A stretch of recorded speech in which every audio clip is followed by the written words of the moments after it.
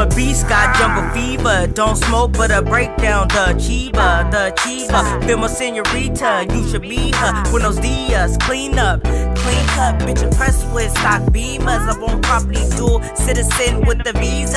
My niggas Ninja Turtles, call me Tracy Sensei. Knock him, mold me a nigga, get out.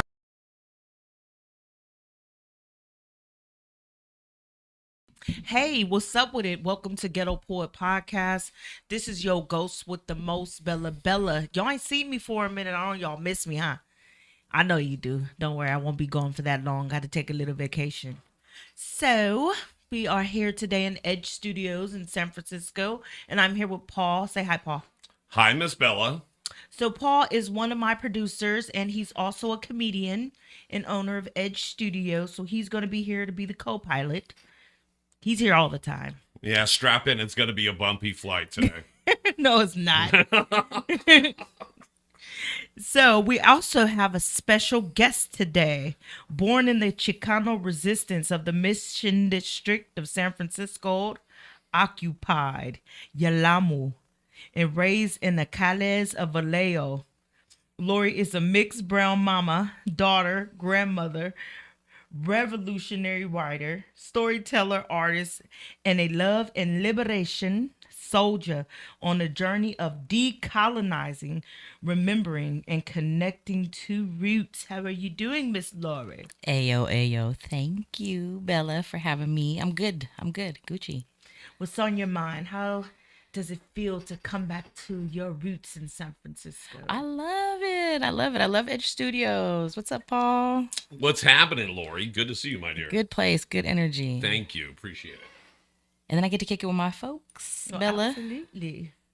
Yes, I So love thank you for coming. So I'm gonna go kick it off like right in the nuts, and I'm just playing. it. Kick it. Let's go. Ow. Kick it. So you know what? I think a lot of people, when they hear decolonizing, like they don't really understand why. So you're a decolonizer, huh?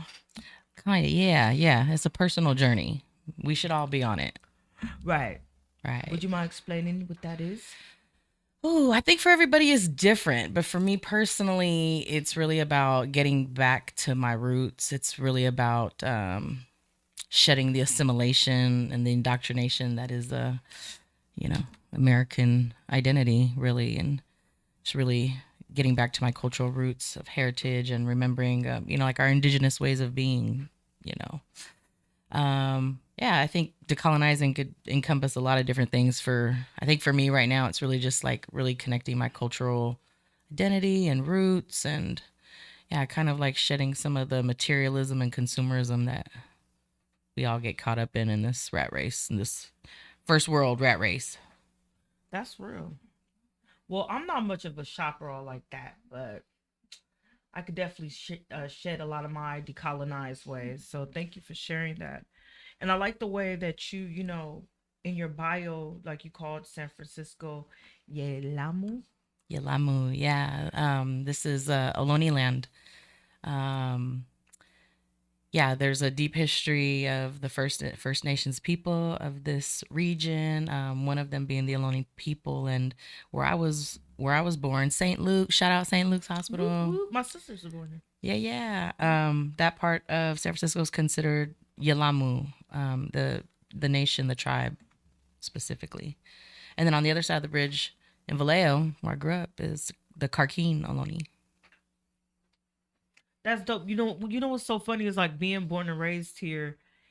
I've only heard that from certain people. Like at Poor Magazine, it's never just like San Shout out to Francisco. Poor. Shout out to Poor Magazine. We love Poor. We love Poor Magazine. We are poets. Hello. So I'm hella happy to hear, like, I want to hear more of it. Like when I hear that, I'm just like, it gives me a warm place in my heart. And it makes me open to ask more questions. What has been one of the most surprising things you learned on your decolonizing journey? Oh, man. I don't know if it's surprising as much as, because it's kind of something I already knew, but part of decolonizing, especially for me, has been really connecting with the identity of the matriarch and the part that women play in our lives and community and society. And so that has been, the way that people who are working around decolonization really honor women, like the way that the woman is honored is like that's a very profound thing for me.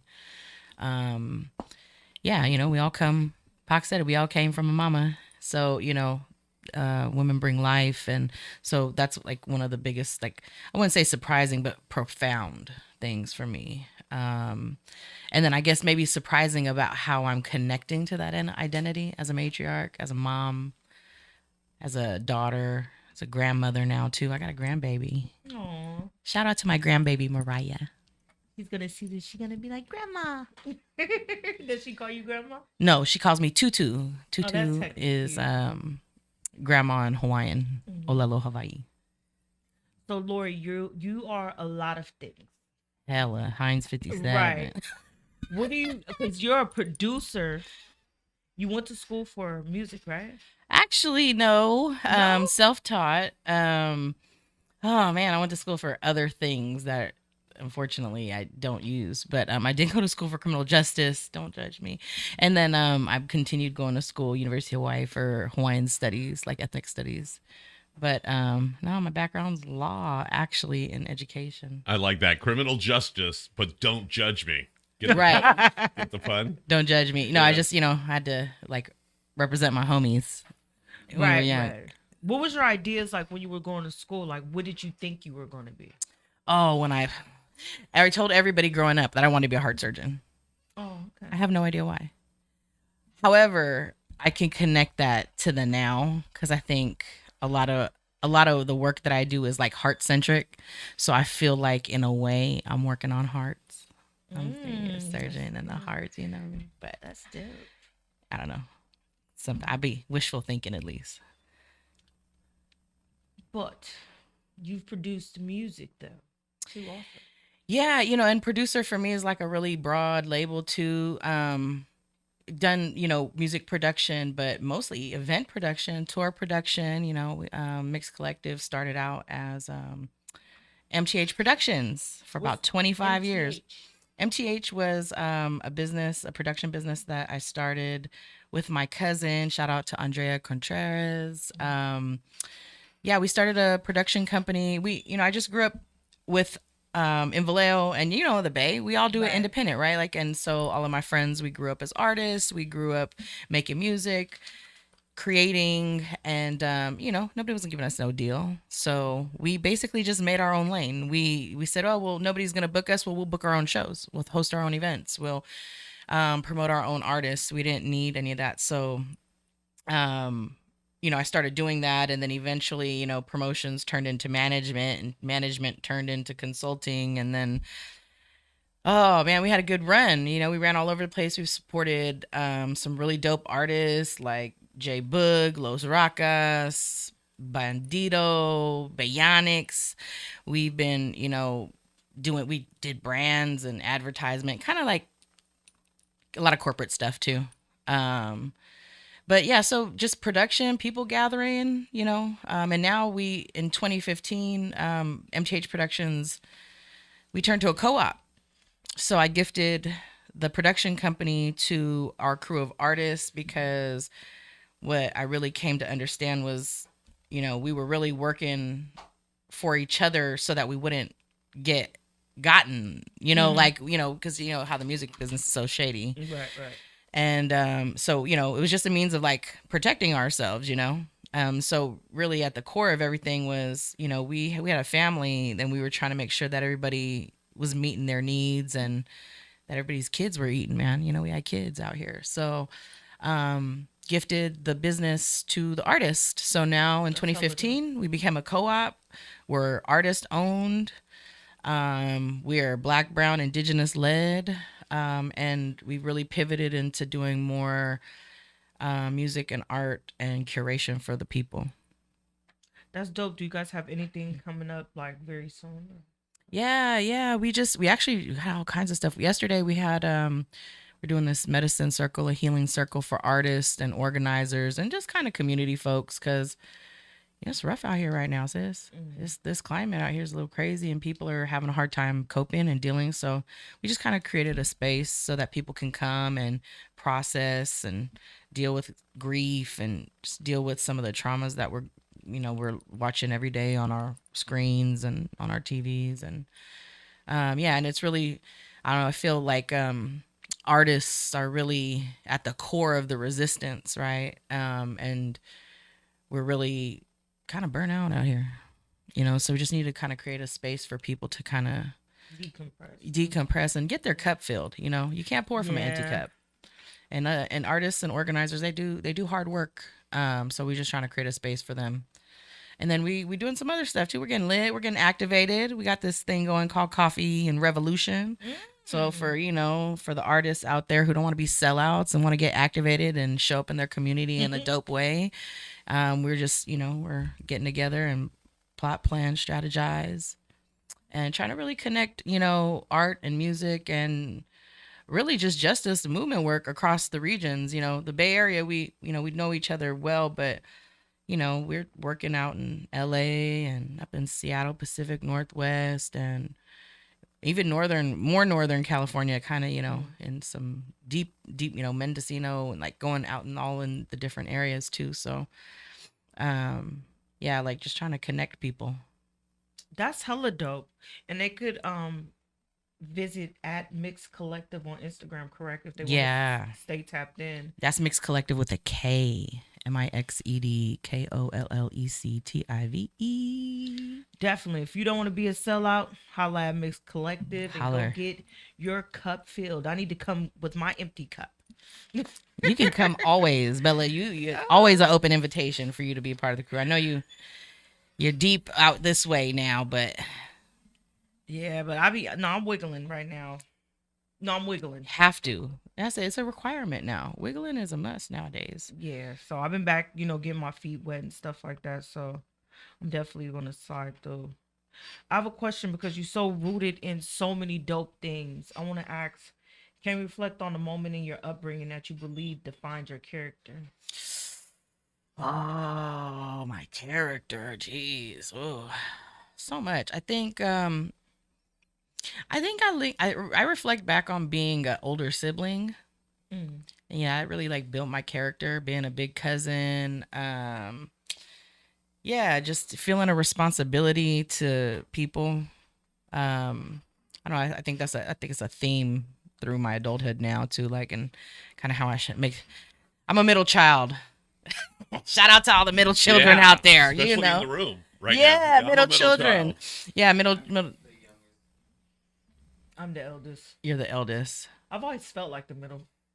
The middle I don't know. I feel like we're empathetic. What do you think, Paul? We got a lot of that empathizing. Yeah, you got it kind of from both ends, right? Yep. You got empathy and sympathy. Yep. Yeah, see, with me, it was more or less that my sister, she always just did what she was supposed to do. Do you get what I'm saying? And she was taller than me. I just the biggest one long.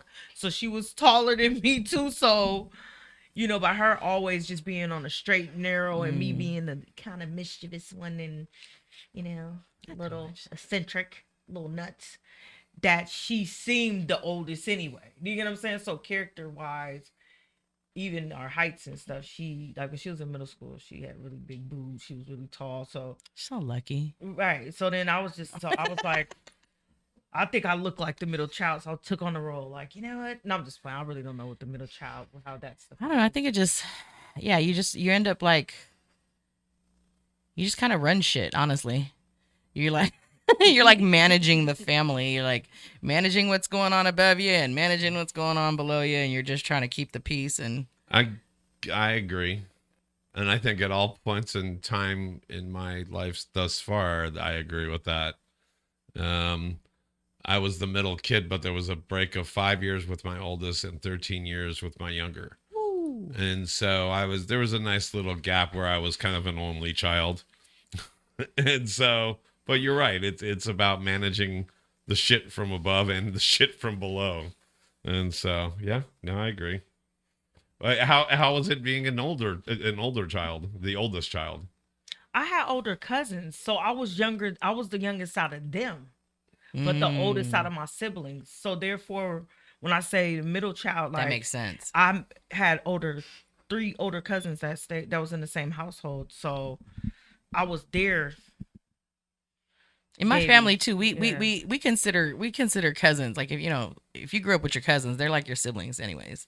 We have this thing in my family where we say like sister cousin, where we're like, because like we're more like sisters than we are cousins. Shout out to my cousin Amy Meany. I love you, cuz that's my twin. That's my twin. And yeah, we're yeah, we say stuff like sister mommy. So you're like your sister, your big sister, who's like your mom. Right. You know, like I call my big sister sister mommy sometimes. That's like a little endearing nickname we got for each other. Cute.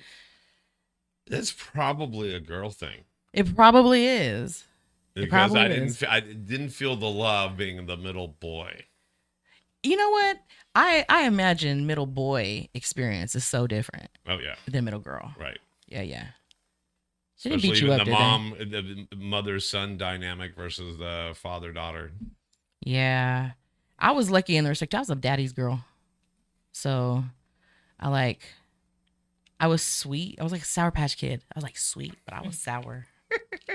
And I'm a Scorpio. So Duh. shout out to Scorpios. Shout out Shout all out top to team Scorpios. Scorpios. No, for real. October Scorpios, especially. So, what's one of the most valuable life lessons that you've learned? Oh, be honest. Be honest. Be real. Just be 100. I don't care if people don't like what I have to say. I'm gonna be authentic. I spent a lot of time, like, I mean, a little context. I've been in music for a long time. I've been in entertainment, culture, and arts for a long time. But the way that I paid for all of that was I was in corporate America for a long time too. And you know, I grew up in Vallejo. I grew up, you know, out here in the Bay, and our vernacular and maybe some of the things that we experience and deal with are not the typical experience of people that you meet in the boardroom. So I'd find I have to check myself at the door every day, and I code switched for decades. Nobody didn't. They didn't get anything other than the version of me that they paid for, like real talk. And so I made my mass exodus from corporate America and extractive industry in 2020. I never looked back. I gave up my 6-figure salary so I could be authentic. So I could be my whole real self. So I could say fuck whenever I wanted to, and I could talk about my life in a real way, and I didn't have to pretend.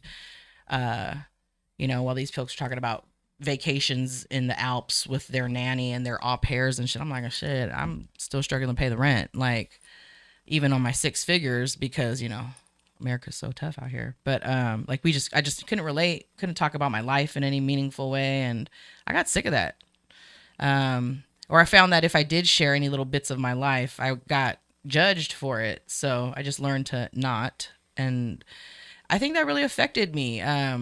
Not being able to be yourself and talk about your life, and you spend like 70 hours a week at the workplace pretending to be, you know, somebody else. So I just made a commitment to myself, and especially like with my writing too now, like, because I did a lot of ghostwriting over the years too. So my voice is my voice now, 100% unfiltered. You get all of me. If you back then could have used your own voice, would you have been a ghostwriter, or would you have been like, and were you rapping? Were you doing ghostwriting for rap? A little bit. What else? Advertisements. Oh, Mostly, okay, like, okay. because, you know, I did a lot of agency work, brand. Yeah. Hennessy, Adidas. Oh. Hennessy and Adidas, that's a good combination. You know, and just like some editorial stuff too. And I write for Poor Magazine. Whoop whoop. Me too. I'm a writer for Poor That's Magazine. right. And poet and author. You know, let's start. Wait, I have one more question. Yeah, because I'm ready to talk about our poor family. I love my poor family. I know, I love it. Because I think that people, when they make a commitment to be real, I don't think they really understand what kind of repercussions that is. So how do you navigate maybe people that maybe don't have the depth perception? Let's say if they don't have a decolonized mind, let's say if they are misogynist, let's say if they are emotionally unintelligent, like, because I think it's a weird dance. Because it's like if I feel there's times where I'll be like, I'm gonna say what I think, and then after I'll be like, well, you know what, that person analyzing them, you really didn't. You know that like they wasn't ready for it, like, or maybe they didn't Yeah. have the.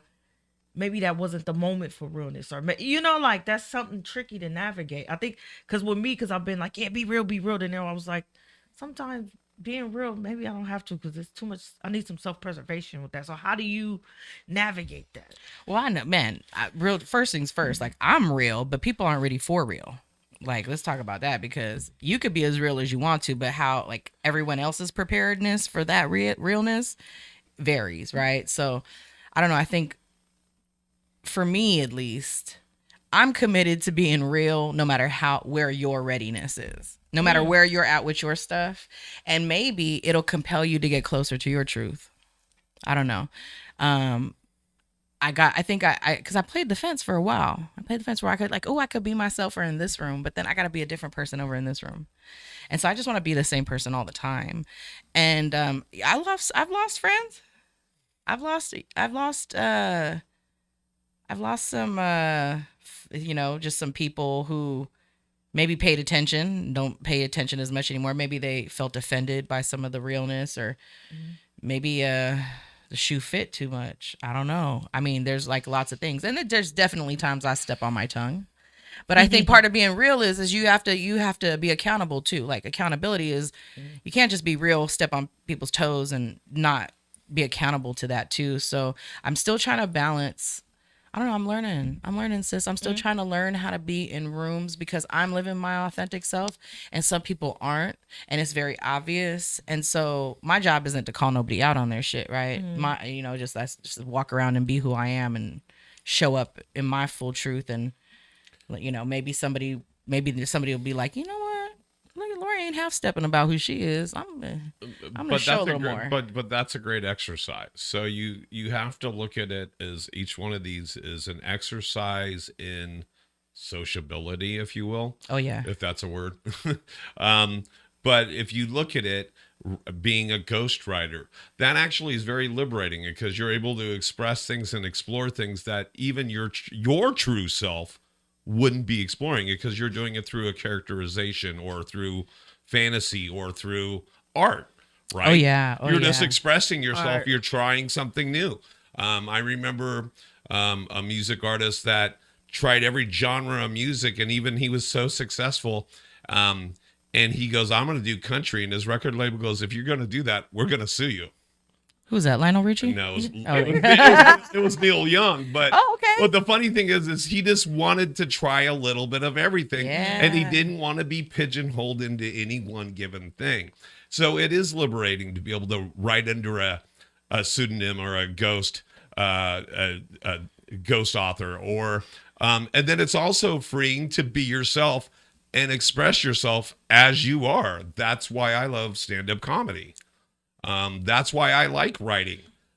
You can be brave with a pen. That's why they say that the pen is mightier than the sword. Oh yeah. And now the keyboard, right? Right. The keyboard, the smoke signals, however you get it out. We were talking about, Native Americans there. Ohlone. I was calling back to the Ohlone. Shout out Segura, Taylantras, Confederated Villages of LaShawn. There you go. So we have a book in front of you. So is this your first poetry book? This is I've been writing poetry since I was a kid, and I published some of it anonymously. And this is my actual very first publication of any kind, of any meaningful way. How was it? Like, how was it putting that first poem and was like, I'm about to publish a book? Man, it was hard. I honestly, I'm a writer. I'm not like a performer like you, Bella. I write. I have a cadence in my head of how these poems sound, but I've never performed any of them. Like I published this poetry. I never spoke any of these out loud ever. Right. Mm-hmm. And for me, poetry has always been like cathartic and like for myself. So yeah, it was. Ooh, it's some kind of vulnerable, man. I was not, because of the encouragement of Poor Magazine, Absolutely. of Sister Tiny, shout out to Tiny, Absolutely. encouraging us to tell our stories. That's how I ended up publishing this. And specifically this book or of poetry it's called Flowers to the Dead. It's the first in a volume series of books because it's a book honoring loved ones, ancestors who passed on. And like you said, it's Flowers to the Dead, a collection of poems, prayers, and offerings to To my ancestors. Yeah. So Yeah, so it was it really it's a lot of it's about grief, it's about mourning, it's about eternal love.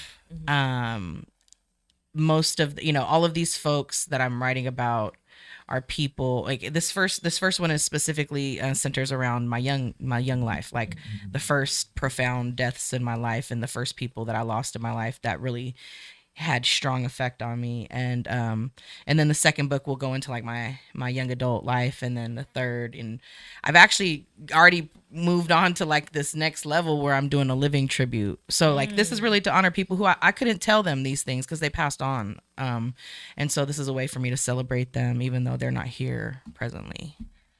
And I think that like, because we publish together and we're part of the Poor Magazine family, one thing about with me decolonization has to do with not shaming but uplifting, and I definitely learned that in being in a sisterhood with each other and respecting each other and uplifting each other and supporting each other, like in publishing the book. Because I think like part of the decolonization is us being able to publish our books without that colonial setting, like that white supremacy setting where we got to be people of color, we got to be Black and brown people and tell our stories and not be shamed or corrected in the way we want to share our stories. You know what I'm saying? Yes. Like, I think for me that was a really big thing, and having a support system. I remember talking to my editor, I was like, look, my book is a graveyard, and crying. I'm like,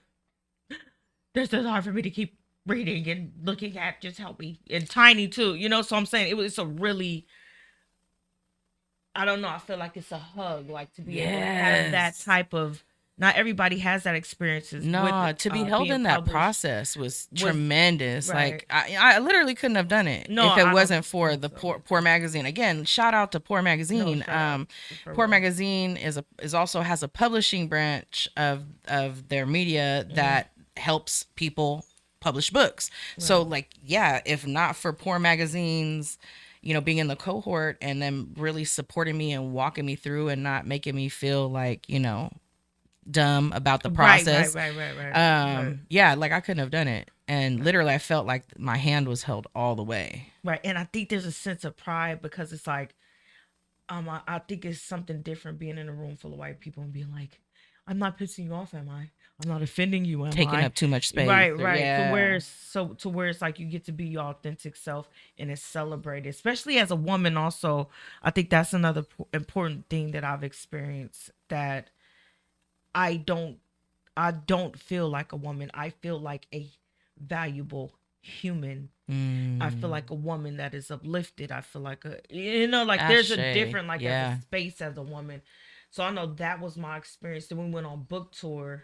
Man, that was powerful. That was so dope. Oh man, that was so dope. Yeah, that was really dope. And we brought our kids. Yeah, and so I like the embracing of the family. Yes. Because you can never take that back. It's like for the rest of their lives, they're going to be like, our moms went on book tour and brought us. And they like, full disclosure, they wasn't ready. They didn't know they was going to be working. Right. They were lugging material and lugging, from place to place where we were doing performances and stuff. But it was an incredible experience. My son, my youngest, Amari's 14. Yeah, and he had never done anything like that before. So yeah, and that was so meaningful to, we went down, it was a road trip. We toured down Southern California. We toured different parts of the Bay. We did Berkeley Rep and out here, Medicine for Nightmares. I love Medicine for Love Medicine. Nightmares. Shout out to Medicine for Nightmares. We love them. Yeah, and we'll be back around. We actually, there's a new book out now from Poor Magazine, Landmarks, and check out poormagazine.com for those dates coming up And too. also your book is on there. My book is on there. That's right. Poorpress.net. Where would we find that? Poorpress.net. I can't see from here. Poorpress.net. No, he's on there already. This is separate. This one's poorpress.org. This is poormagazine.org. The poorpress.net. Or you could go to the store. Yeah, go to the store. Where's the store? Third from the last tab. Yeah. There we go. Ta-da. There's not just books, there's swag. I mean, you could get a coffee cup. You get a poster. You get a hoodie. And Auntie Francis. They yes. got Leroy. Oh my God. And you just, you have to check out Poor's. Just check out the portfolio. Right. First of all, like me and Bella, we're just like two of like dozens of powerful ass writers. A couple of those books look familiar. Hey, there's the Poet's Promise. Oh, I see your book right there, Lord. There we are. And that will be the best way for you guys to purchase our books because Amazon give us like what, $1.50? I don't even know, but don't even They're go like to that place. $1.50. Gotta buy it from poorpress.net. Yeah, buy the books from Poor And Press. just so you know that 100% of the proceeds from my book go to Poor Magazine. 100% of the proceeds of my book go back into the Lucha so that another writer has the ability to publish a book and have support the way that we had support. So that's my reparations. Oh, that's hella dope, Lord. Yeah, we gotta do that.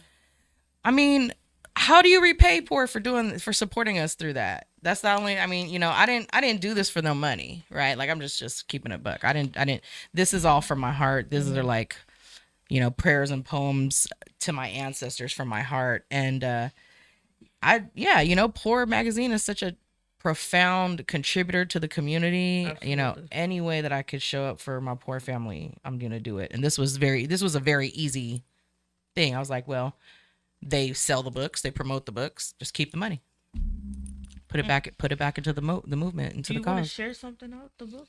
Oh yeah, maybe. Let's get to it. Let's get deeper because I just want to like preface with. It's about death. It's heavy. Right. It's heavy. It's not light. It's heavy. It really is. But it's celebratory. So I think I know which one I'll share. There's one I will share. Maybe we could close out. How was it? Because actually on the book tour, you did read. You did. And I got you on film.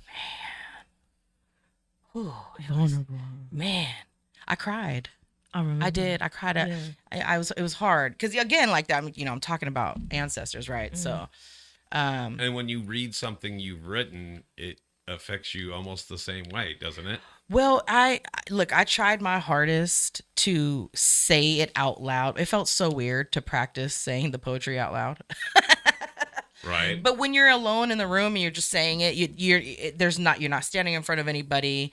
You're not trying. I don't know. You're not trying to impress yourself, I guess. So you're just trying to see if you could say it out loud. But then when you get in front of everybody else, you are trying to evoke some emotion. You're trying to get them to feel like, and so, like I said, I can hear the poem in my head. And so I just tried to imitate the cadence and the sounds that, that I would have when I would say it in my head. But no, it was scary. It was scary. Okay. I'm mostly behind the curtain. I'm a producer, so I tend to be like, back of the house. And this is really my first, I've been supporting the careers of artists for like 25 years. And I am also an artist. And so this was really my first, like, stepping into my moment, I guess. So yeah, it was very empowering though, too. Like you feel really like a breath of fresh air once you get it off your chest too.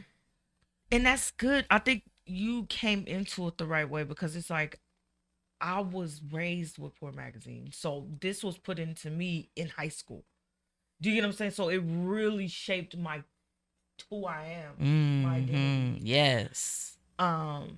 So I think that's a really safe space to be able to do that, you know? Yeah. Because if I do it there, then I could do it being supported. I'm like, I don't give a fuck about nobody else. Straight up, Right. Poor Magazine. But Yeah, and it was profound, and just and also just being in space with all the other poets too, like Auntie Frances. Who's just Auntie Frances, her bro. presence Yes. is just Leroy, like Uncle Leroy. I mean, we had everybody. just again, like our group of siblings of publishing in this particular I like that. release. Yeah. Yeah, we just hitters, man. All of it. All of the books that came I like out. how diverse it is. And not meaning just diverse with race, but I'm talking about diverse with lived Topics. experience, Yeah. topics, disabilities, Yes.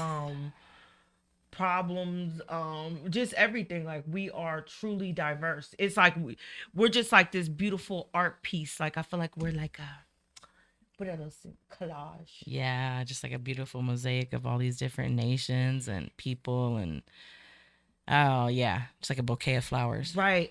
Why can I think of her name? And I love her. Ingrid. Yeah. Sister Ingrid. Yeah. Love Sister Ingrid. Oh man. Her book, man. Yeah, you gotta check out Sister Ingrid's book. It's on poorpress.net. The Times My Heart Was Broken is what it's called. Is that, I think, the title's in Spanish, but I think that's what it translates to. The Times My Hearts Were Broken. But yeah, I just shout out to my poor family. I love them, eternally, for everything. Right. And real talk, we're about to come out. We got another book coming out soon too, right? Yeah. Yeah. You've been working on A yours? little bit. You ready? No, but I'm ready for the process again. Yeah, me too. Yeah. I'm ready. I feel like time is going to be even doper. Yeah. Many times my heart has been broken. Yeah. Good memory. Man, you know what? I said that earlier when we was driving by the mountains. Remember, I was like, you have a great mind. People comment on my memory a lot. You have a really good memory. It's because I'm autistic. It's because Oh, I'm okay. It's because I'm neurospicy. I've just learned that about myself. As an You know, adult. Spicy. Boom. Yeah. ¿Cuántas veces han roto mi corazón? Yeah. Wow, did somebody just hit the SAP button? I wasn't even aware of what happened. I'm sorry. That's that mixed girl talking. Oh, I'm so slow. No, that's the gringo in me. That's the gringo in me. I said the name of the title of Ingrid's book. It's in Spanish, so I said it in And then Spanish. he said ASAP. Yeah, Translation. because somebody just hit the Spanish to English program button on the TV. When you do the thing on I'm the. so damn slow. I'm so old. I'm so old. I know what an SAP button is. SAP. And my brain went to the SAP center. That's how autistic I am. You know what I mean? I went to. That's interesting. I never knew that about you, and that's funny because it's like the more that I see that there's so many dialogues now about mental health, about people having different disorders and stuff like that. It's like it's so much more diversity of interpreting these things. You know what I'm saying? So how did you find out that you had these? How do you want me to call them? Shout out to TikTok, because that's how I found out. I'm Really? self-diagnosed. I wasn't gate. I was like a gifted and talented kid, and I was like a classic overachiever. I was in marching band, and I was a Girl Scout, did all this shit, right? I was a baseball player. Just a very eclectic kid. I didn't, and had some particularness about me about certain things like textures and perpendicular lines and 90-degree angles and shit like that. And now you got all these people who are talking about the nuances of being neurodivergent, autistic, OCD, a lot of different things. There's a lot of things on the spectrum. And when you can hear what people are talking about and you're like, fuck, I can fucking relate to that. Oh my God, you're like explaining my childhood. Oh my God. Honestly, I totally self-diagnosed. Like, I get myself now more. Now that if I use these frameworks, which also what I'll say is that autism on the spectrum, these are all just descriptive adjectives that have been used in Western science to talk about the diversities of intelligence and minds, right? Because it's not that people with autism or OCD are any different. It's just that they aren't celebrated as the norm, right? Is that a good? Would you? Yeah, agree with no, that I one? agree because I've kind of like again, it being a comedian without a filter, it's like Tourette's. Yeah, straight That's up. why I'm writing down. So like even you guys were just talking about, is it indigenous? The indigenous people? Is that what we're calling people that were first here before all of Yeah, us? I mean, yeah. Some people Is that the current? current. Yeah, I think yes. I think indigenous means like actually, yeah, from the land, like endemic. Is that the one? So I guess there was the plants? indigenous people, did you know they actually had social media? They did. It was called Wigwam, Ah. like TikTok. But Oh, wigwam. Okay, I don't know what it is. she just looks I don't- so I'm like- bad. Get it. Me too. Yeah. you No. didn't? No, I just No. I've heard that word before, but I don't And know I what think it means. wigwam is actually like food, or not food, home, or like not Home, like teepee. dwelling or No, something. because Yeah. Okay. I embrace my slowness. I will be like, Oh no, my jokes are bad. No. If you're not laughing, it's probably a it's good not thing. you. I swear, no, it's not you. It is me, No, and you know, real and talk. that's fine. I'm not your. We don't. We also look. The indoctrination's real. You know what they want us to. We know what they want us to know. You have to. That's part of the decolonization too. Is like knowing that there's more than what you know, Oh, way absolutely, more. absolutely. And half the stuff that we've been told was bullshit, anyways. Straight up. I have a question. Before I feel like we just jumped Oh yeah. from one thing to We another. went from the book, What do Poor you want magazine. readers to take away from your book? Ooh, just love your people. Love your people. Tell them now. Tell them. Don't wait till they're gone. Tell them now. Tell them how you feel. Tell them you love them.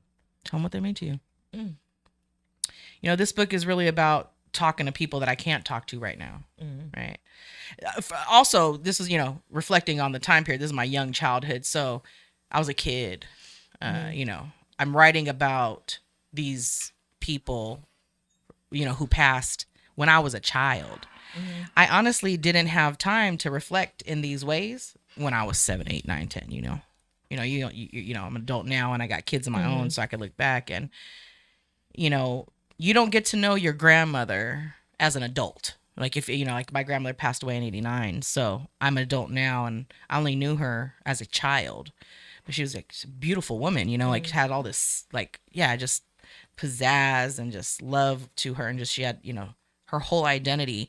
And I never knew who that was. I never knew that part of her. Right. And so I'm almost in a way like speaking to that, like speaking to like the loss of knowing who she was. So yeah, just like know your people, spend time with your people, love on them, tell them that they matter, tell you everybody, not just your relatives, your friends, tell your neighbors, you encounter somebody on the street that, Oh, I do tell people. just have like a moment with you, be like, man, you just touched my heart, friend. I might never see you again, but I just want you, like what you said was just profound and I'm gonna remember that. So yeah, that's what I would want everybody to take away from it. Yeah. Okay, I want to excuse me. I want to thank our live listeners. Paul, how many do we have? One? No, I'm just Hey, playing. We got them on all platforms and Facebook. You got lots of thumbs ups there, and What's you up, have y'all? some live viewers on YouTube. So thank you guys for. Do we get to hanging talk out. with them? Do they interact with us? Do they be chatting on They there? and can stuff? interact. If you guys have any questions for Lori, let us know Holler in at the a comment player. section of whatever platform you're on, and I'll go check the chat. Hell yeah, holler Right, at a player. So there you go. We can't see it. Paul's going to have to facilitate. Yes, to I it. will have Okay, to yeah, facilitate please. that. Yeah. Paul's an awesome facilitator. Thank He you. is Thank you. I feel like he brings a good diversity here. Heck you yeah. know, like he's so different. We got to get him out on our stage. I know. And we gotta do some that's what I'm comedy. talking Yeah, about. that would be great. And actually, anytime that I perform here in studio or on stage, it actually takes time off my debt to society. Hell yeah. And so, as long as you sign the piece of paper, the judge will give me time towards it. So, just letting you know, I have somebody who could sign that off. minute for minute, you have somebody can sign out. My wife won't even sign off for me. So there you go. Love you. Shout wanna out see to you, this sweetie. paper. Yeah, shout out to Paul's wife. Yeah. Paul, Yes, ma'am. I want to see this paper. You want to see what paper? Whatever paper you was just talking about. Oh, the paper with the judge got to sign. Got to show the judge. Community service I've got, arms. yeah, I it's a know. community service paper, and I'll make sure you Okay, sign it before good. we go. Oh, yeah. Make sure. So, is there anything that you really want to touch on? Because I don't want to feel like I'm cornering the conversation. No, I'm here. I'm in your world, Tracy. I mean, you know, I love talking about Vallejo. So I love my hometown. I love where I'm no disrespect. I'm born in the city, but we got pushed out in '86. So done all my living in Vallejo. But that's, I guess that I consider that my hometown. The city kids didn't accept me. They told me I was a weekender. I only came on the weekends. So I wasn't technically from the city anymore. No, shout out to my people in Vallejo. And Vallejo's super diverse. Beautiful place. So I'm holding some stuff down there. We're trying to help artists in our community. Mixed Collective is just kind of show up, fill in some gaps, trying to do some arts programming. Yeah, Vallejo's got it rough a little bit. Kind of like a little stepchild, little redheaded stepchild at the end of the bay. All right, you guys wanted to know any comments on YouTube? September the designer says, "Hi, beloved." Hi, beloved. Relatable. I guess you guys are being relatable. So there Right you go. on. Shout out to September. They're wonderful artists. You got to check them out. September Rains. There you go. September the designer on Insta, I think it is. What are you on? They're singers? No, they do so much stuff. They do so much art. They're also like they do healing work, tarot, Reiki. Yeah, they're spiritual wellness provider and an artist. They're dope, super dope. I just learned what Reiki was probably like You got to do it, sis. It's worth it. You got to do it. Really? Yeah. You can't do it with everybody though. You got to be somebody you trust. Holler at September. Real talk. Like, shout out to September. Does long distance Reiki. Oh, I said I didn't know what that was. But- see, I've learned about it. Yeah. Oh, look So at now that. I You know even got what a it high is. back from them. Yeah. Like it works, honestly. Really. I have a chronic illness. You can't see. I have an invisible chronic illness, and shout out to September. They be taking care of me with the long distance Reiki on my, trying to help my body heal. I have a question. Sure. Because I know it's going to be interesting. The answer. I'm like Rain Man. It gets interesting. I don't know who Rain Man is. How do you not know who Rain Man is? I'm just being honest. Okay, maybe who you're Hook- not old do you enough. remember who No, maybe you're not old Hook enough. was? Remember the movie Hook? Hook. Yeah. Peter Pan. Like Peter Pan. Peter yeah. Pan, but it was Hook Robin with Williams. Robin Williams. Oh, I love that movie. I Okay, love the Robin person who Williams. played Hook also played Rain Man. Do you remember Tom Cruise, Dustin Hoffman, and he had a brother who was developmentally disabled and he could like do math, like 20-digit math in his head in like 2 seconds? No, I Okay. didn't see the movie. Like almost like Radio. Oh, I loved Radio. Loved Radio. It made me sad. Aww. It was sad. Radio was sad. Yeah, it was sad. Well, so was Rain Man. Rain Man was sad also. Oh, I know. That's probably why I ain't watched it. Honestly, it was probably out of my age range. I don't know why the hell. I don't know how I ended up watching it, but it was definitely out of my age range. That's that savant stuff. That's that autistic Yeah, neurospicy stuff. it was not the feel good movie of the year. No, Okay, yeah. it was very scrutinized too. Okay, I'm about to watch it. You're gonna now. have to watch it. Yeah, now I have to watch it. All right, so this is my question to you, Lori. So everyone imagines success differently. What does success look like for you?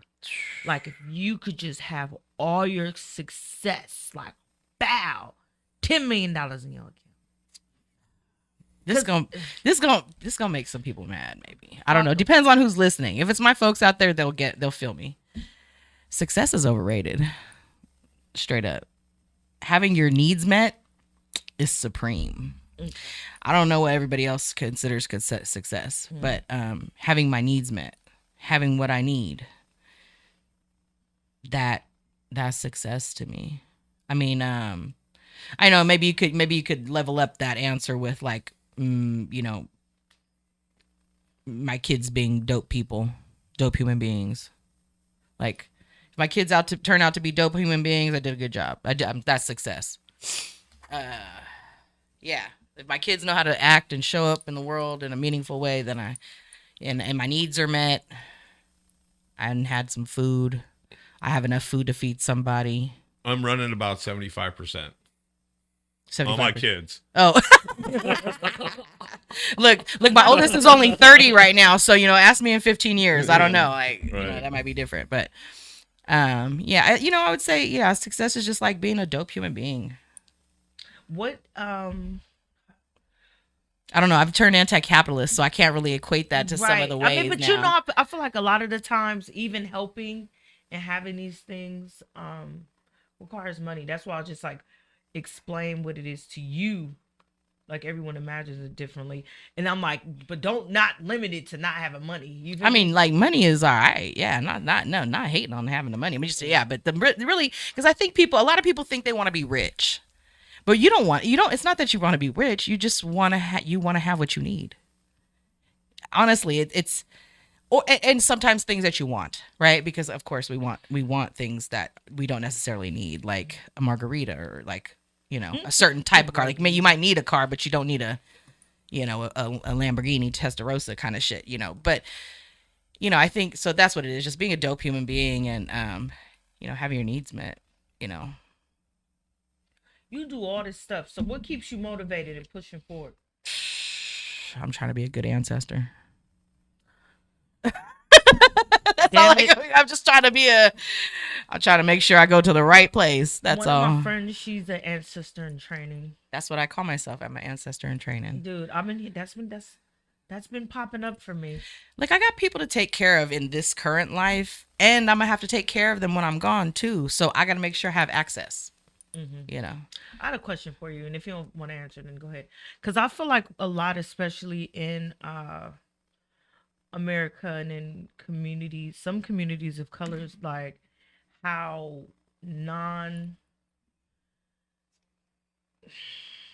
how could I say Say this? it. I know, but I just want to say it hella fucked up.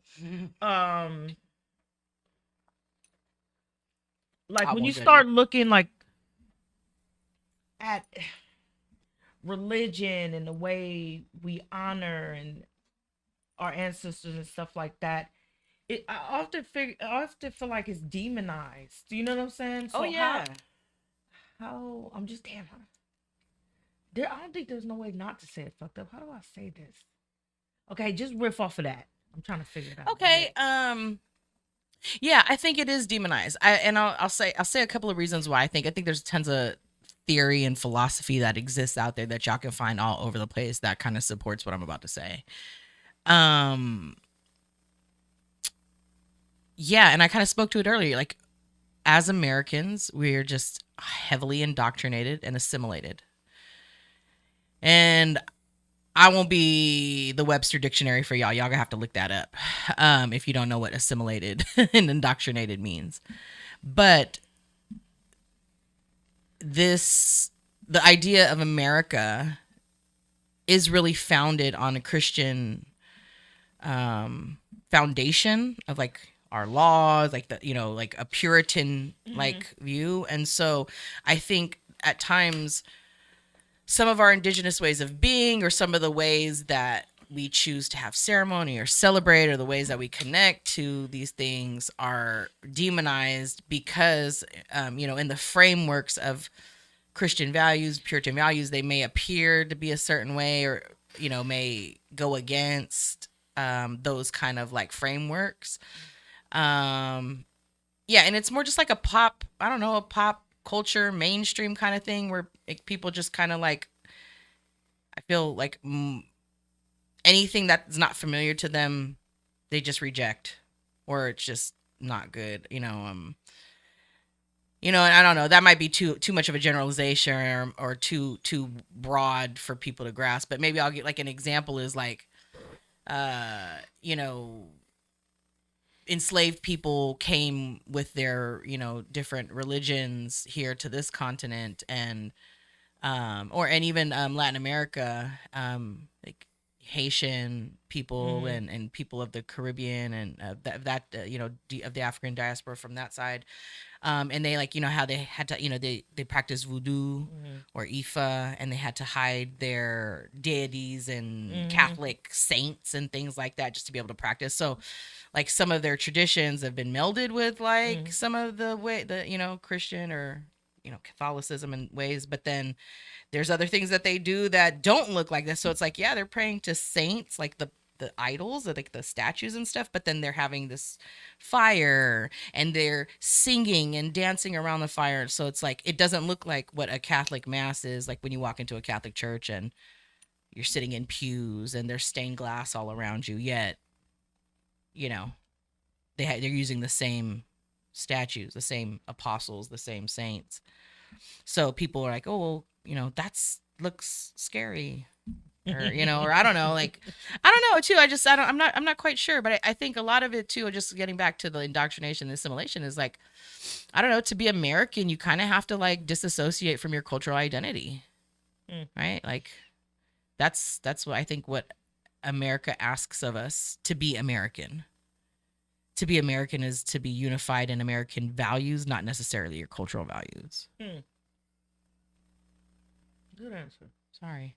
No, That was on tangent, but no, it was a good answer. I like tangent shit. That's a tangent shit. So have you. Okay, so what else are you thinking about, Lori? what am I thinking about? Oh, I don't know. I'm thinking about all kinds of stuff. There's all kinds of stuff going on in the world, man. World's on fire. Could you talk about when was it, last Sunday? The protest? Was it the protest on Sunday that you just came from, where the guy had got So yeah, we had a tragedy in town. We didn't have a protest so much as we had an organized action just late December. And like I said, Mixed Collective, we're a group of artists who are showing up in community. So we're like, yeah, we do art, but with a purpose, and one of the needs, the unmet needs in our community is like homelessness is tremendous. And folks have spent the winter in the elements, and even had people pass away from the cold. And so our city's not very hospitable to people living outside, and sweeps happen frequently. And about a month ago, city workers were conducting a sweep, and it was reported that they stumbled across a body at a dump site. And in my heart of hearts, I read that and I said, no, that's not true. I think that's not right.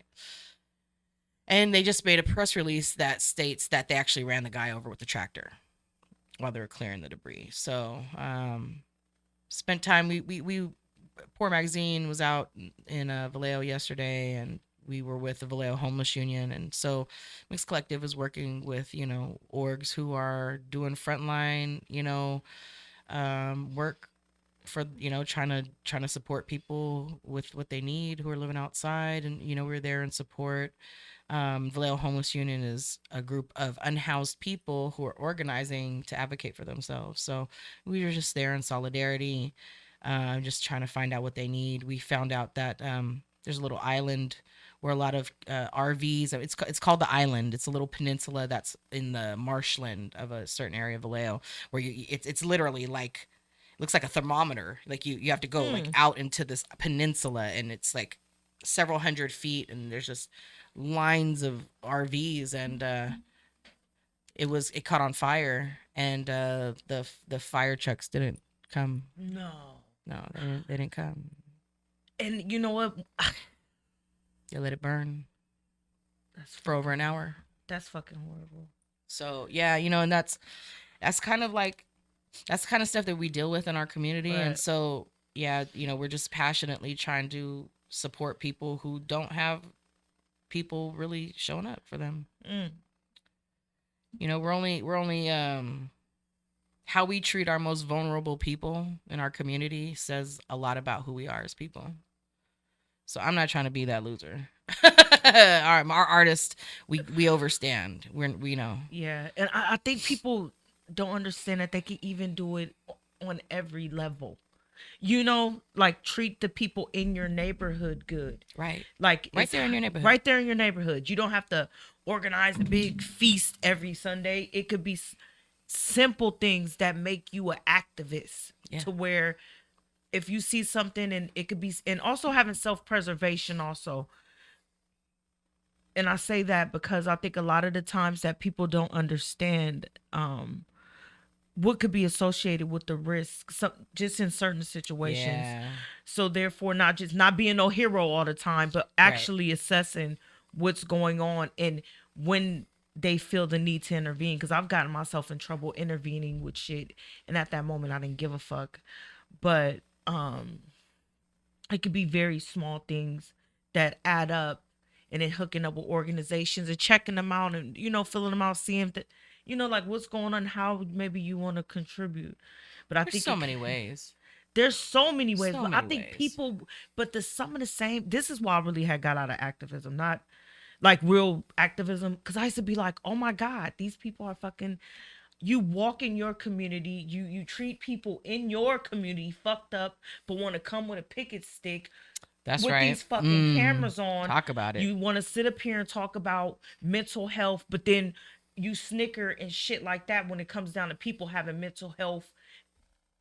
You feel me? Issues. Talk about people it, that sis. work in, you know what I'm saying? Like, actually educated people who know and who are intentionally trying to trigger people into having, let's say, relapses, or trying to get people homeless. You know what I'm saying? Like, I feel like it starts in the home, not what you do for. You know what I'm It has saying? to. If it's in your authentic, heart. Like, I yeah. feel like it has to be in your heart. And if you have a bad heart, you could try to change it. But I really feel like I'm sick of that shit. Yeah, you could give out socks and Or peanut even butter and water. jelly sandwiches Shit. all you want, but if you call the police on the homeless guy who's going through your recycle bin at 2:00 in the morning, that kind of washes it all out. You know what I mean? Like Right. and unfortunately, I love my town, but we're full of people like that. Mm-hmm. Full of fake ass, posturing ass people who claim to be activists, but maybe at best they're advocates. Actors. Ooh. That's why actors.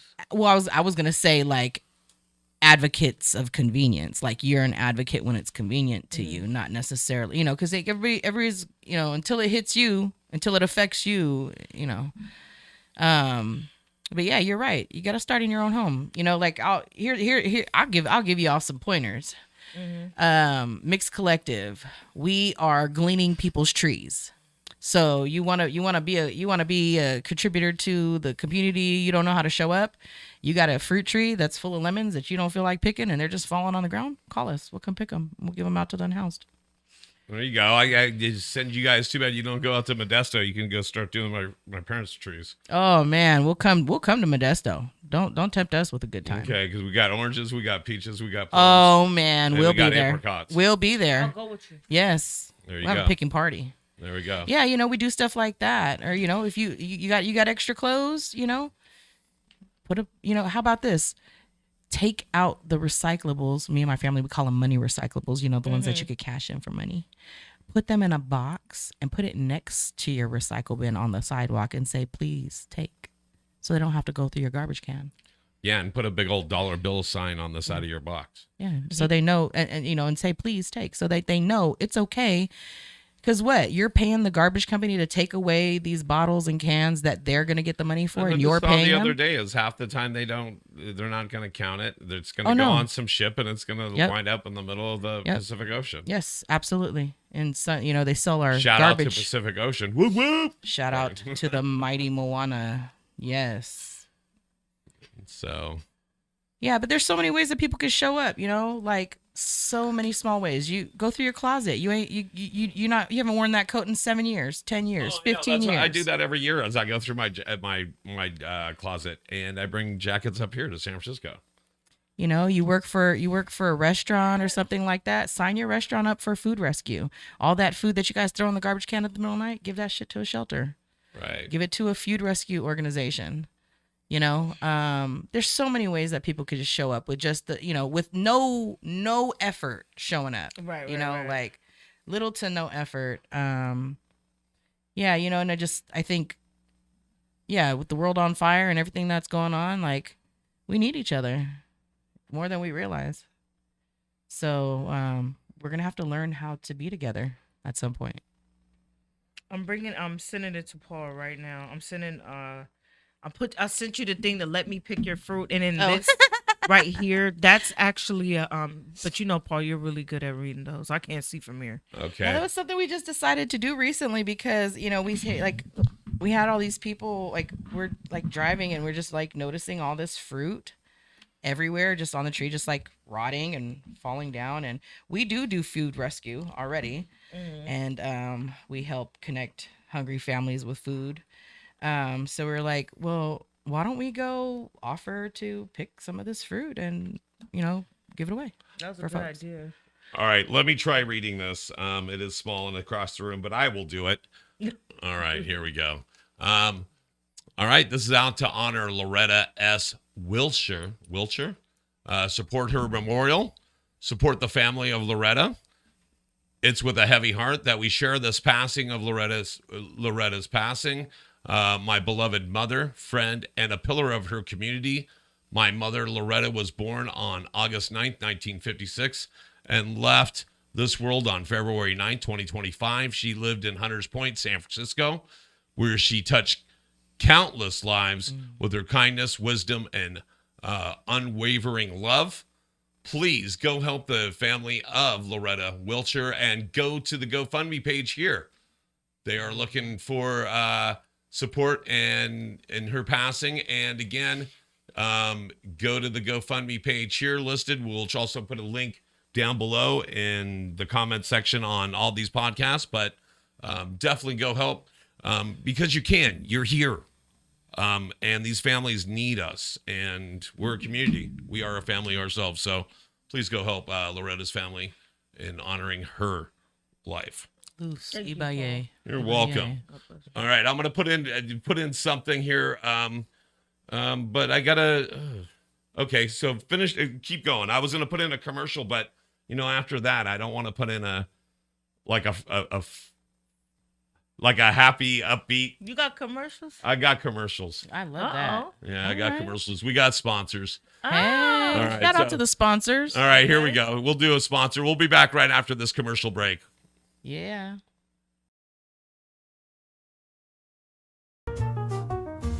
La Festine for a life so bright. Reduce fine lines, brings your skin to life. With herbs from the east, a blend so pure. Stay youthful, feel great. Of that we're sure. La Festine, the essence of youth. Sophisticated style, elegance and truth. Raise a glass to health, to joy, to life. La Festine, your youthful delight.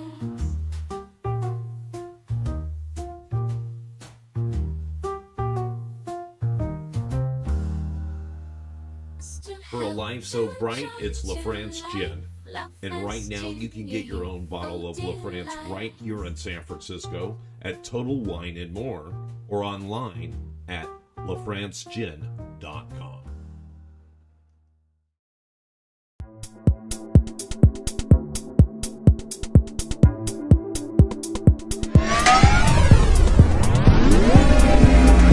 Monday 1 to 3 p.m.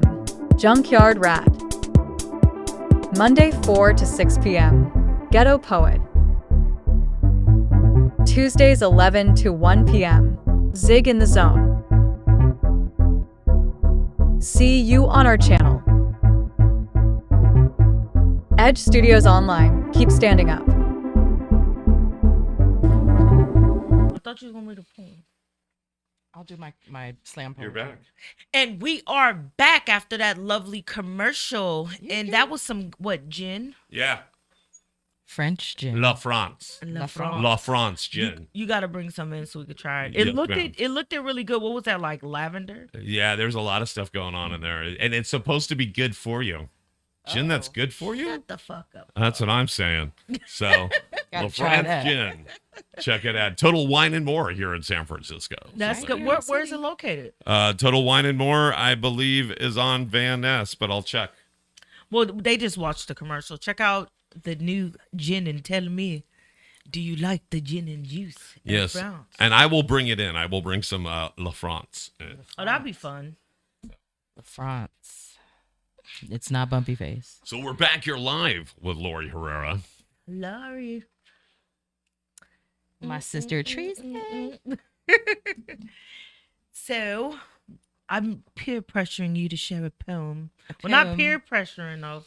Ooh. Oh, but see, and you just actually that's a good little segue for your new sponsor. It's the Dignity Health people donated a box of Kleenex.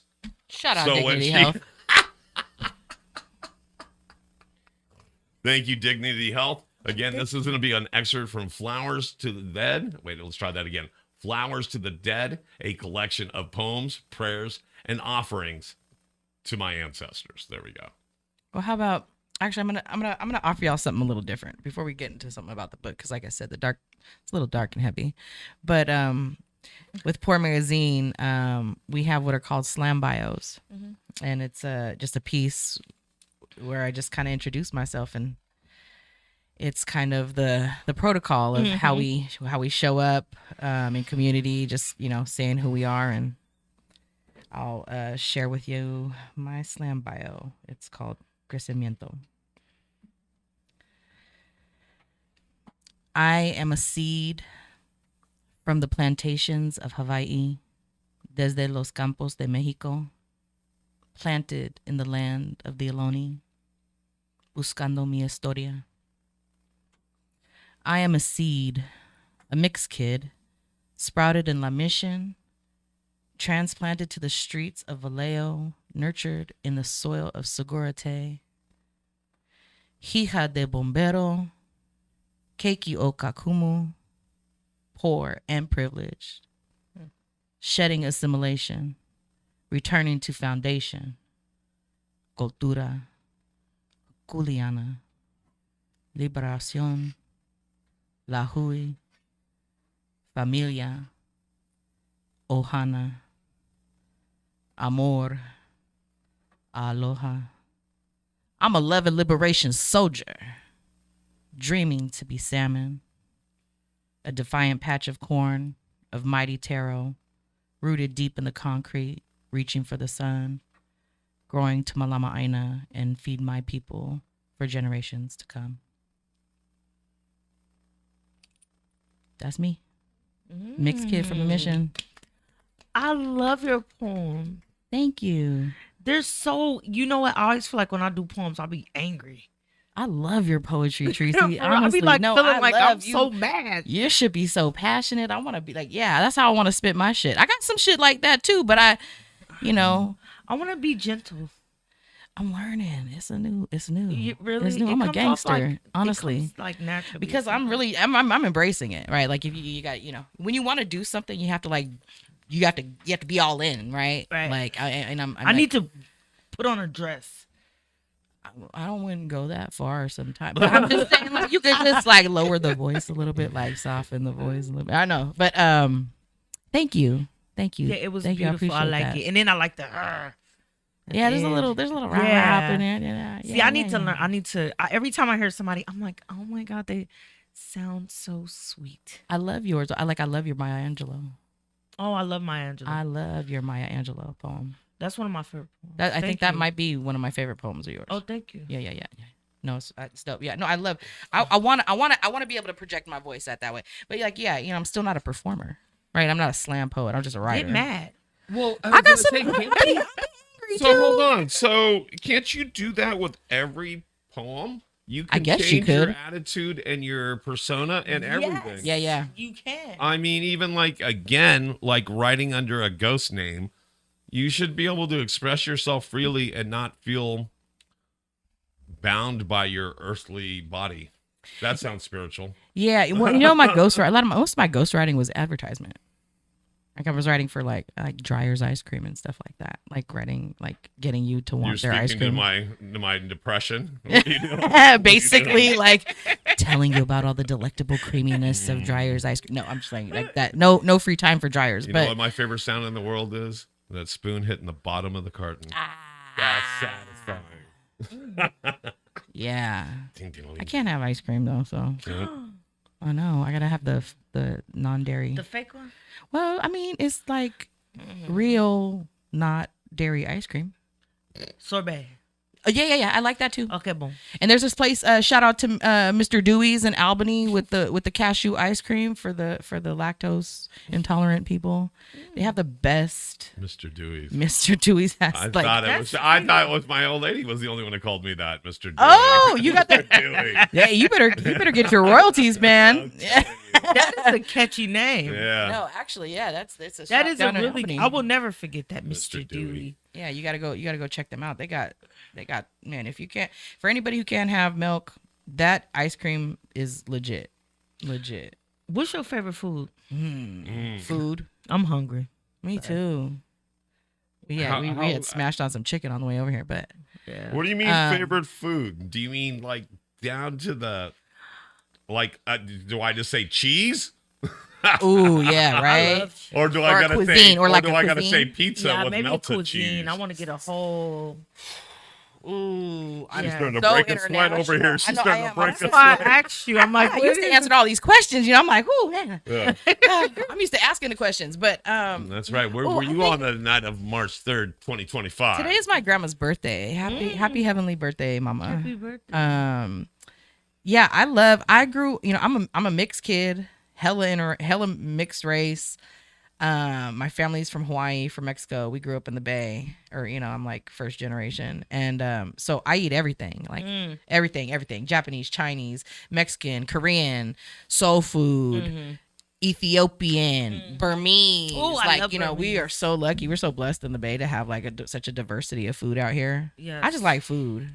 Okay, dim sum. We should. Oh, really? Dim sum. Oh, Okay, if dim I had to just sum? like throw something out there just really fast, yeah, dim sum. Especially in San Francisco. Yeah, I love I'm a dim dim sum sum. addict. I love dim sum. Gotta go to. I know a couple up there in Chinatown. I used to love going to Chinatown to eat when I was a kid. I worked in the financial district for like 15 years, and I, maybe four out of 5 days a week, I'd walk to Chinatown to the Garden Restaurant next to Hilton. Mongolian beef, extra spicy, extra onions, Extra onions, extra spicy. That's it, right extra there. onions, extra spicy. You found your buddy right here with Man, Paul. it's a Telling middle you. childness. It's a middle child thing. Oh, yeah. Real talk. Speaking of which, Kindred. could I mention Who did it? Who did it? you? I didn't do it. Who did it? Who Nobody did it? saw Not me. Oh, okay. What did I do? What are you gonna do? Oh, what am I? Oh, I got. Oh, so what am I not Yeah. doing? No. Hold her back, folks. I'm coming to Edge Studios. There you go. Liking that already. We got to get the cut in, Paul. We got to get the applause. Yeah. Yeah. There you go. There you Yeah, go. you should totally get that. We got to get those ad libs. You know that. Oh, I'll get. Yeah. No, I'll get the little. Yeah. Or even boo. Oh, yeah. Or fuck you, buddy. No, I got rid of that Oh, show. yeah. We do Fuck like you, it. buddy. Yeah, I like that No, I one. got rid of that show. Why? I'm kidding. Oh, I didn't get it. I know. Oh. You again. It's good that you don't get those. Yeah. No, it's a political thing. Oh, okay. Yeah. Oh, I No wanna know. worries. Yeah. He wants to know. I, Yeah, I don't want to. I'm such a political nerd. Vote for Jack Herrera. Yeah, all day. That's Yeah. my man. That's what I'm saying. That's I'll marry Jack. doesn't I mean, if he You wasn't want dead. Mary? Jack Harrer? Yeah, she doesn't know who he is. I don't. Or was. I tell everybody he's my man. Oh. He's my man. I'm with him I every always night. tell people I slept with his wife after he died, though. I was next door. Oh In my the same God, place. that's so No, terrible. that's That- the that'll story get you though. in. That'll get you in, the you party. know, real talk. I'm about to look this person up. You should. Well, your last name. Well, I know it seems like it's close, but it's not. But he's famous for a strain of weed. Oh, was an activist for I don't be cannabis. smoking Yeah. no damn weed. So, well, yeah, he's not famous for a strain of weed, but he's famous for being a cannabis activist. But they named a strain of weed after him, and it happens to be like one of the most psychoactive How type did you strains just of say weed. that? That almost was like a hook for a song. I ain't smoking no damn weed. I don't know. Rewind it. But I know. Well, that's what we're Well, gonna good do thing we're because that recorded. almost sounds like a hook to a song. Really? Yeah. Oh. I don't want to be on that song. Yeah, I'm You telling you. don't? No, No, because she wants to. Be No, on because it. no. How you know what I'm because gonna say I love Jack next? Harrer. I might just say, but blue cookies. Cookies. Damn it. Damn. But blue cookies. So yeah, we're excited to have you here. Yeah. So what are you gonna be doing? Are you gonna like what energy Talking shit. are you? No. You gonna be talking I shit. stay talking shit, but Yeah. in a good way. Yeah. I mean, honestly, we're gonna talk about all the things we talk about. We talk about community. Mhm. We talked about activating. We talk about justice. We talk about art and how the way that art, music, and culture intersects through all of that. Mm-hmm. We'll bring some dope ass voices, some revolutionary folks. Bella Martrice is gonna have to be on our podcast. Yes, of course I will come. Ghetto And I'm aware poet. after. Shout out to Bella for my ghetto poet Thank you for swag, liking it. repping the. The cool thing is, podcast. not only will you be hanging, but you'll be neighbors. Yeah, Absolutely. Yeah. that means I get to hang out with you more. Exactly. Yeah. There you go. She's like And we I could don't go know to about what I got myself Burmese into that with that. food. Oh yes, Get some dim sum. Get some Yeah, I wanna dim do sum. that kind of Carpool stuff. this and there. Go to the Richmond district. You see, Richmond district has Go good hang Chinese out at food. the refinery. Yes. Oh wait, hold on. No, that ain't. No. No. I heard it's the no. gas. I'm Gas so glad. chamber. I'm so glad I had the camera on Bella when I did that. Why? And she was like, "Ugh." I think some just in my stomach didn't sit right. I'm like, Lord, I get. No, there's the ones I get, and I'm like, I have a really dark sense of humor. It's like shit that I'm not supposed to be funny. It's just hilarious to me. I know. It's fucked up. That's my trauma. It's like it's some dark shit, and it's it tickles me. I mean, like, damn, am I evil? No. That's just I feel like that's just our trauma talking. We can find humor in It's things that fucking most people hilarious. think are horrific. What's the name of the podcast? And it'd be PTSD. What is it? CPTSD. CPTSD. No. That's the name of the podcast. No. We're not. You know what? We're just rocking Mixed Collective podcast. We're just That's the we're just smartest repping thing who are. to do, Like I yeah. think one of the things about Mixed Collective is like we don't. The whole idea of our brand, if you will, is the artist. Is that like it's not the entity. It's the people. So I think it's not so much about the name as it's like the voices that will be sharing and the thoughts and just the art, the music, and all the good stuff. When do you start? We're gonna nail that out tonight, actually. Oh, good. Yeah. Soon, ASAP. Like, Okay, like Maybe this even month. maybe even starting next week. Yeah, maybe. Oh, good. Maybe. Congratulations on Thank this you. new journey. Thank you. I appreciate it. Yeah, we are very excited. Very excited. There's like a lot of there's a lot of people out there that got stuff to say. No, They absolutely. don't necessarily have a platform for it. So we want to bring out some of those hidden voices and especially showcase, these artists out here who are really contributing in a meaningful way, not just to the community, but to culture, Mm-hmm. We got a lot of dope shit happening in the Bay, right? I mean, in Vallejo specifically, our young relative LaRussell's making a lot of noise. Oh all yeah, over the no, he place. making the noise. He is the And noise it's right so now. refreshing to see somebody young doing it. Like, because I feel like everybody else they've been giving their flowers, and I'm like, okay, move out the way. Who else? Who behind you? Shit, damn. Well, Vallejo's a tough town. Not Vallejo, but just in general. Just in general, yeah, real Period. talk. It's like I want to hear new voices. I want to see some. Like I really am feeling Alien Mac Kitty and So Vicious right Ooh, now. Okay. You get what I'm saying? Yeah, let's talk about who. So yeah, I want to talk about some of the people that I just like are really catching my eye because Alien Mac Kitty, her and So Vicious. So Vicious, she from the Point. okay. She was supposed to come last week, but we have to reschedule. And she been putting in that work. It's like she been putting in that work Love that. years. Love So that. it's for me, it's beautiful to see. And you know what I love about her? She was such a tomboy. You get what I'm saying? Like Alien Mac Kitty. no, this is So Vicious I'm talking about first. Oh, So okay. she was such a cute girl, but really didn't wear makeup and you know what I'm saying? Like tennis shoes. You know what I'm saying? Like and we're just around the same age, and bow, sexy, all of a sudden. Oh dang. Do you get what I'm saying? She found it. I don't think she found it. She just, I don't know. That's when we bring her on my show. We're gonna talk about it. Let's talk But about it. I really like her representation as a black woman. Then she's a dark-skinned black woman. And I Okay. feel like with a lot of black men in the Bay Area specifically is that they generally go for lighter-skinned women to put them on that pedestal, or non-black women. But here's a black woman that is dark-skinned from Hunters Point, born a real black woman from their soil. They didn't go Yes. get no mixed breed or no off-brand. You know, it was like, Yes. let me get a chocolate sister. And I like the way she represented herself as a woman. You know what I'm saying? I'm gonna Shout have to out- check So Vicious Oh yeah, out. hell yeah. So Vicious. Then Alien Mac Kitty. She's like a hybrid Doja Cat, Mac Dre, Oh. From where? the city. She from San Okay. Francisco. Hey. Yeah, but she's eccentric. She's she a trip. Very entertaining. Great stage presence. I'm gonna have to check them both out. Very and you know it's funny, they're so different. You know, I love the diversity. I love diversity. You know what I'm saying? Like I don't when I see women, I'm not like competition. I'm like No. you could simultaneously exist and be dope at the same damn Absolutely. time. Absolutely. And There's I room feel for like everybody. that's the difference with women being in positions of power. I feel like we don't let age, we don't deal with ageism, you know? No. Sexism. Dope is dope. Yeah, dope is dope. Yeah, dope is dope. Yeah, for sure. So them two right now, that's who I like watching. I love that. I'm okay. So, shout out to the town, King Key and Putang Clan. Love them. Love King Key. Like for real.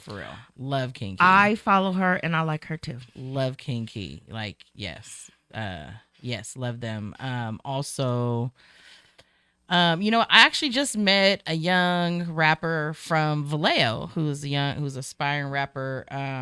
Alyssa G is their name. Yeah, Alyssa G. They're real dope. I like them a lot. I literally just and they've been making music for a little while. So, you know, I'm late to the party, but Alyssa G, we had a show in Vallejo called The Queens of the Underground, and it was hosted by Noble House Studios and some really dope women MCs. It was a chocolate sister from San Jose named Mary Jane. That was so fucking dope. Loved them Was so she in much. Dope Era magazine a few years ago? I don't know. Mary Jane. I want to say it was her. I feel like her original. She like her- brown skin. She's dark. Yeah, she's darker skinned, chocolate skinned, and like her. I'm gonna show you a picture. She was like raw, rough, and rugged. I loved her flow a lot. And then is a little MC from the city. I don't know. I think that's their name. I have one more person. Who else?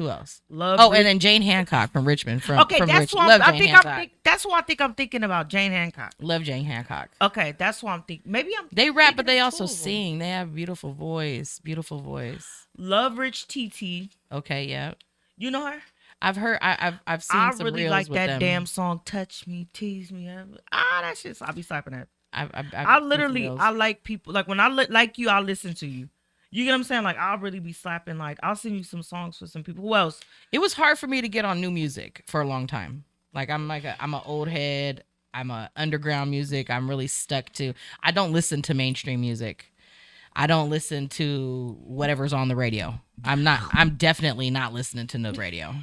I'm listening to like curated playlists. I'm listening to podcasts, you know, I'm listening to like different satellite stations kind of stuff. I'm not really like listening to anything that's just out there mainstream playing on the radio.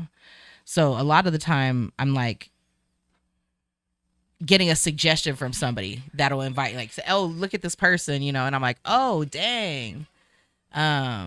So yeah, love Jane Hancock. I love their sound. Oh my God, really I'm dope. trying to think because I feel like you put me on the spot now. Who else? I like Blimes. Do you remember Blimes? They used to do the backpack cipher. Oh my God, what was their name originally? Shout out to Blimes Brixton and Why that sound familiar? you did, oh Blimey was their name originally. And they used to be spitting in the ciphers, the backpack ciphers out here. I love them, and their sound has really changed over the years, and been following them, and so these are just like women rappers that I've listened to. Rapper, I think they're in Austin, Texas. Mama Duke, they're pretty dope. I like them. Oh man, Saba the Goddess, love them so much. They are so raw. They're not new either. Actually, it's just another person that I'm tuning into that, I'm just it's refreshing to see different female rappers out there, and like I said, I'm not really tapping into too much new music, so when I come across women artists that are doing dope stuff, and Bella Martrice, hello. Don't listen to me, I cuss. Bang bang Niner gang. Tracy gang. Yeah, listen to my friends' music. Right. Got to. We were talking about this on the way over here. Yeah, I probably listen to like 80% reggae most of the time. Roots reggae. I love reggae. And island reggae. Like Hawaiian reggae from the islands. And then right now I'm in a season of like power love ballads. So like Lionel Richie, Billy Ocean, like 80s love ballads. Yeah, that's like how I spend my mornings. And then the rest is underground music. Are you singing like in the shower? Hell yeah. It's karaoke at my desk all day long. I have not done that in so goddamn long. I think that's maybe what's wrong with me. They say singing is a huge stress reliever, and dancing and it like aligns you because like the vibrations, it's like fixes your chakras and stuff like that. Interesting. Yeah, because I remember I used to be Tina Marie. Love Tina Marie. I love Rest Tina in peace, Marie. Tina Marie. Yeah. And I can't sing Billy Ocean without trying to sound Caribbean. I have You that gotta same do it, problem. though. Yeah, You because gotta, then you got right? to. You got to match the song. Yeah. Because then if you sing it in a different arrangement, they'll be like, "What are you trying to do with that song? Yeah. How are you It is trying to your get But your the own problem arrangement?" your is concert, I'm really Paul. light-skinned. Paul, That's the problem. it's your shower, your concert. Your shower, your concert. That's right. That's right. Dance like everybody's watching and ready to cancel you. That's how I'd say. No, Wait, that's not not it. everybody cancel you. Fuck people. Yeah, so let's open invitation to any of those people that I named to come on the Mixed Collective podcast. Coming up soon. I'd love to. And then how would showcase they some of get them. in contact with you? Oh, send Is a it on there, pigeon. Paul? It should be though. Send a pigeon. No. Send a pigeon. Yeah, I'm Damn, hella analog. That's high tech. I'm hella analog. That is high and I think it's on purpose. Like I be hella incommunicado on purpose. You can hit us on Instagram at Mix Collective, and that's collective with a K, MixedKollective. Just like on your screen right now. Yeah, right there on the screen. I knew that's what it said. Mix Collective. If I like you enough, you could find me at poor_Lori. My stuff's private on purpose. But yeah, follow what we do at Mix Collective. Yeah, we have a there's a number on our website if you want to holler, if you want to get in touch with us, fill out a contact form, tell us what's up. You want to come kick it at any of our events, please feel free. It's welcome to all of those who come and love and respect, and yeah, find us, we're out there. And again, the best place to get flowers to the dead, a collection of poems, prayers, and offerings to my ancestors is the best place to get it is on Poor Magazine or Poor. No, it's poorpress.net. Thank you. Yeah, and the whole portfolio of Poor Publishing is out there, and yeah, please support those other authors. Also, my brothers and my sisters, my relatives who've published alongside of us. Bella Martrice's book is there also. The Poet's Promise. Check that out. And we're gonna have another one coming up soon too. We'll be publishing I don't another know the little name one. of my new book. I don't have a name yet. Well, I mean, I have a name. It's just volume 2. No, I'm about to. See how I made it easy? I didn't have to think for the I already second have one. a volume 2. I ain't gonna do no volume 3. Not yet. Oh no, but you got a fiction piece novel. coming up. Yeah. Yes, right. You coming up Magical realism. with. Ooh, you heard it here first. An exclusive. Yeah, I'm excited to read that. It's gonna be wild. I know it is. That's why I'm excited. Wow. I like a wild story. I like a wild story. And I'm getting really excited between yourself, Bella, and now Lori, and all the other artists that come through here.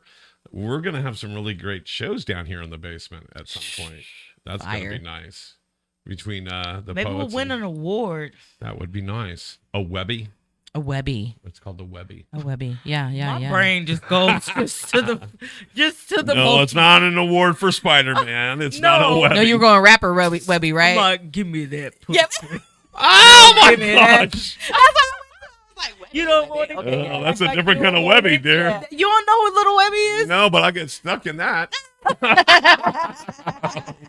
I gotta let you. It's hella old. He says, "Girl, give me that." Give me that. A Webby.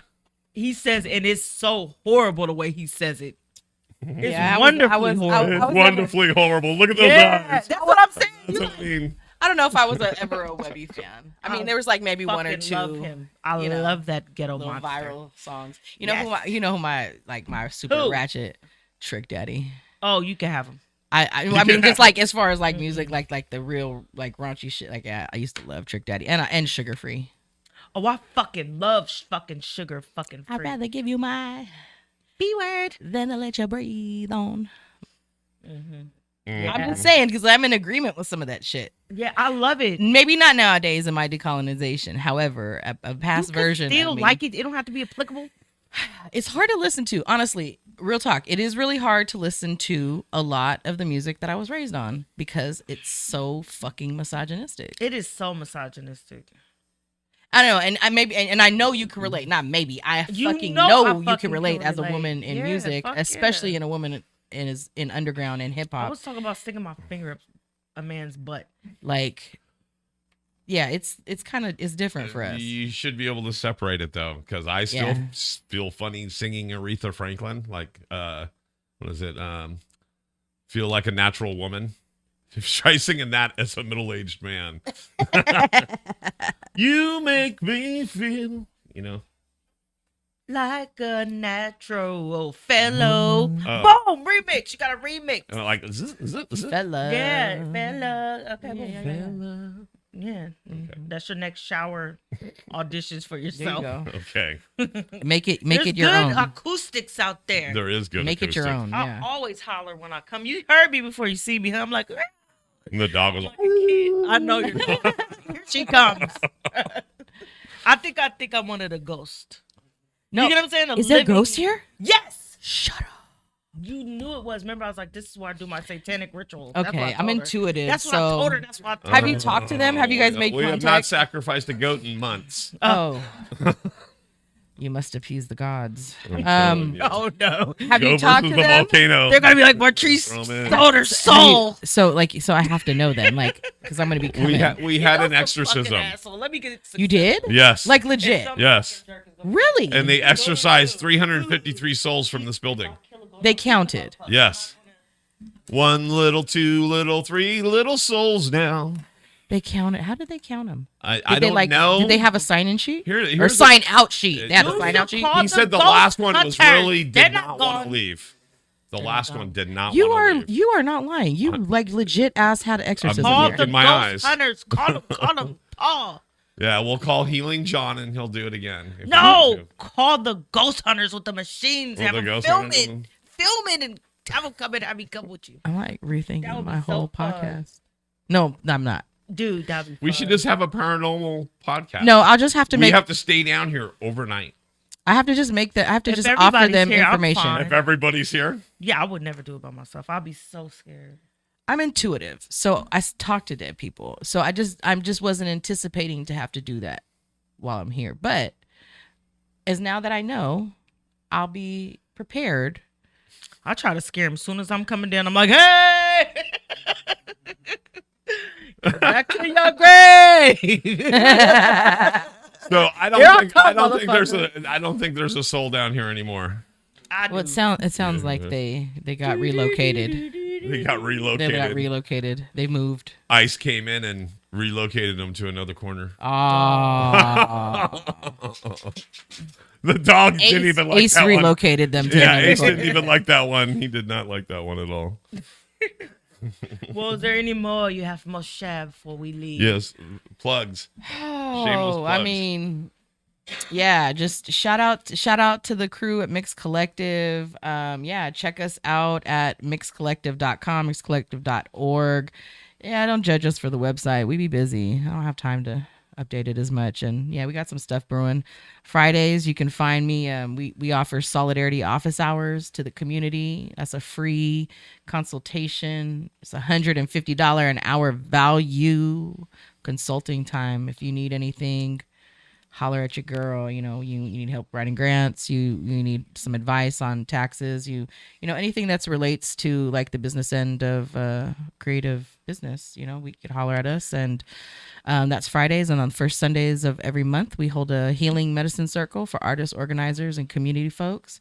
And we're also activating and encouraging folks to join us for Coffee and Revolution, where we're talking about putting shit together and standing in solidarity with community projects and collaborative adventures with the homies.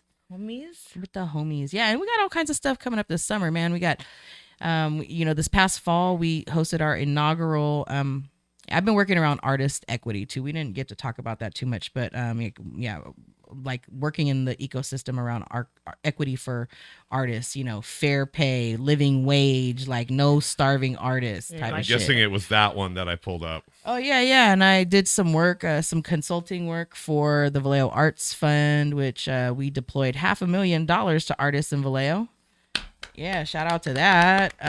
For real. You know, Vallejo is. We talked a little bit about La Russell's energy and really, you know, Vallejo is a place that is known for Black art, straight up, like Sly and the Family Stone. You got her, you got Mac Dre, you got E40, you got Grimes, the writer. You know, we literally are known for the artistry of Black folks, but you're hard pressed to find it in Vallejo. So it's been decades since a Black artist has been able to be front and center in Vallejo. So like we're really working on challenging that too. You know, we've been working, you know, with artists in the margins and really fighting against gatekeepers. And this project that we worked on with Hewlett and the Vallejo Arts Foundation. Hewlett Foundation is who gave that money to Vallejo Arts Fund, is because they recognized that there's, you know, Black and brown indigenous people were being gatekept from arts spaces. Absolutely. And so that was to really kind of agitate stuff to happen. And it did, you know, it was resulted in like new art spaces opening up, like In the Loop, and also helping maintain spaces that were about to close, like the Myra Theater. And those spaces are now activated, and there's like a lot happening in Vallejo too. So I wonder, could they get a business legacy? You know, like could somebody in buildings get a business legacy? there's, I think it's possible. It's just really about like people got to come up off their hoarded wealth. Wealth hoarders. Don't know who they are. Yeah, you gotta come to the seminar at Poor Magazine People School if you want to understand what that means. But basically, people are sitting on a bunch of resources that they don't use and aren't doing anything with, and have no reason to be hoarding them. You share. So therefore, you're gonna be, when you do your podcast, you're gonna be talking about all kind of stuff. Yeah, we'll be airing it out That's what's up. a little bit. We'll be enjoying and celebrating also, but we'll be talking shit and we'll be airing shit out and you know, speaking truth to power and telling, exposing, but also uplifting and empowering and, you know, showing people the beauty also in Vallejo and just in the arts community period. And, you know, we do, like the website says, we do community, culture, and arts with a purpose. Like, yeah, we're working as artists in community around justice. Well, thank you very much for your time, Laurie. We have to go eat something. Thank you, Tracy. And thank you to everyone that has tuned in, has been patient with me. Thank you, listeners, watchers. What do we call people that watch? Watchers. Yeah, Voyeurs. Have you ever seen that That's movie? a different podcast. Oh, wait, that is totally different. Have you ever seen that movie? We call this cuck poet. Wait, hold on. I'd listen to that. She'd watch. Voyeurs. Like, don't She'd watch. fucking hijack. I don't even get it. It's okay. That's No, perfect. I was That's stuck on perfect. Voyeurs. Have you ever seen the movie? There's a No. movie? Is there? Oh. It's hella good. Okay. It's so fucking good. Who's the I main? don't know. Oh. I'll show it. I'll show you the advertisements. Okay. There you go. And And that's it. everybody have a blessed evening. Get home safe. Take you a bath. Brush Take your you teeth up before you go to bed. and get tucked in by a loved one. Yeah, be a good neighbor. Be a good neighbor. And remember, State Farm is there. State Farm is not there. Oh, All right. Thank you for tuning in. It's Bella Martrice, and we out. Peace. peace.